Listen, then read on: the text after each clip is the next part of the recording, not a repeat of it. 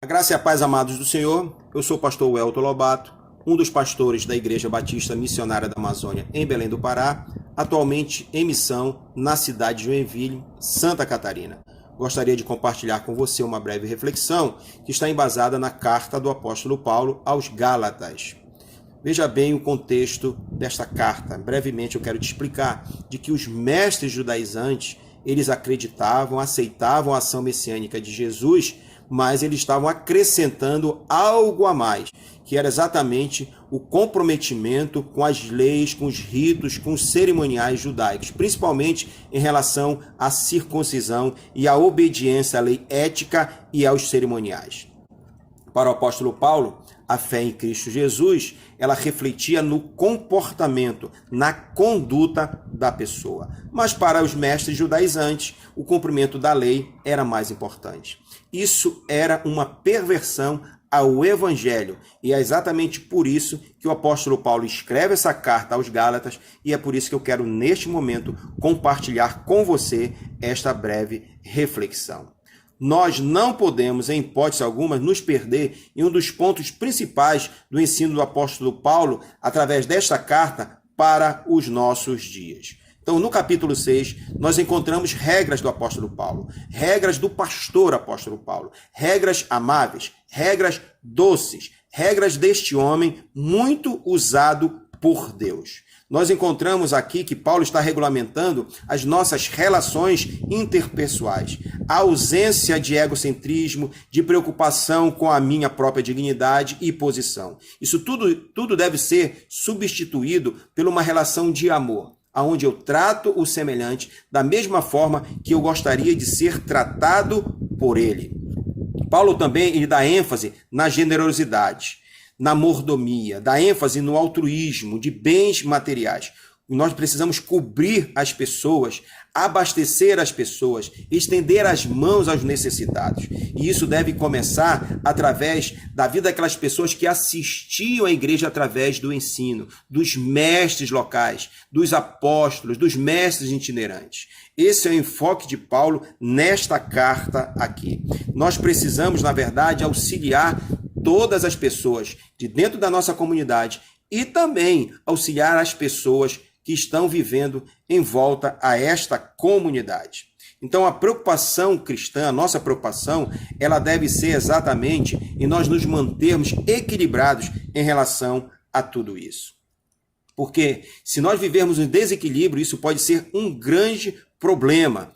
Veja o que Atos, capítulo 6, versículo 1, nos mostra, que havia um desequilíbrio ali que estava prejudicando o relacionamento entre as pessoas.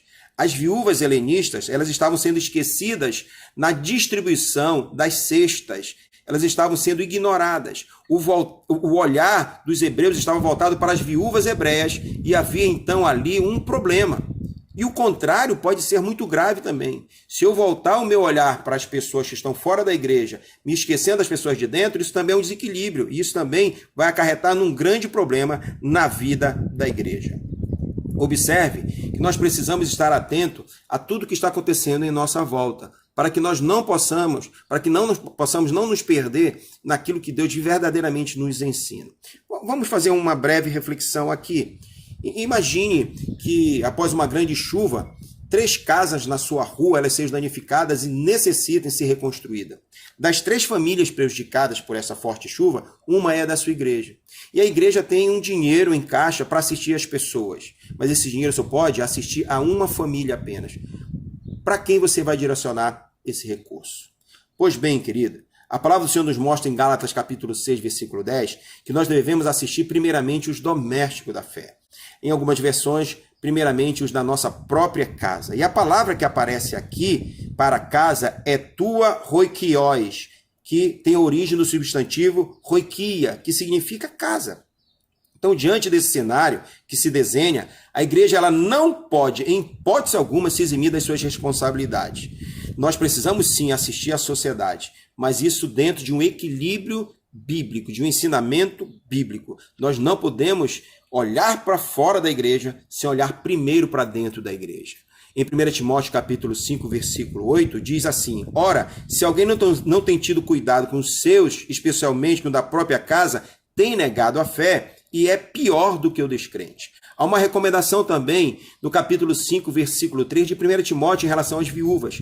As viúvas, elas devem ser assistidas, mas as viúvas verdadeiramente viúvas. Então, antes de nós assistirmos os necessitados fora da nossa comunidade, nós precisamos zerar ou amenizar os problemas das pessoas da nossa instituição, as pessoas que estão dentro da nossa igreja, os nossos irmãos na fé. Nós precisamos, para isso, buscar discernimento de Deus, discernimento do Espírito, para toda e qualquer ação filantrópica, ação social da igreja, porque ele é o dono, ele deve ser consultado, ele deve ser buscado. Isso debaixo de orientação de Deus, do Espírito Santo, através da oração e não através apenas da emoção de um coração. Então, é muito importante buscar essa direção, essa sabedoria do Espírito Santo de Deus. E não vamos nos esquecer, queridos, que apesar de Deus amar a todos, o relacionamento de Deus, o tratamento de Deus para com os domésticos da fé, ele é diferenciado.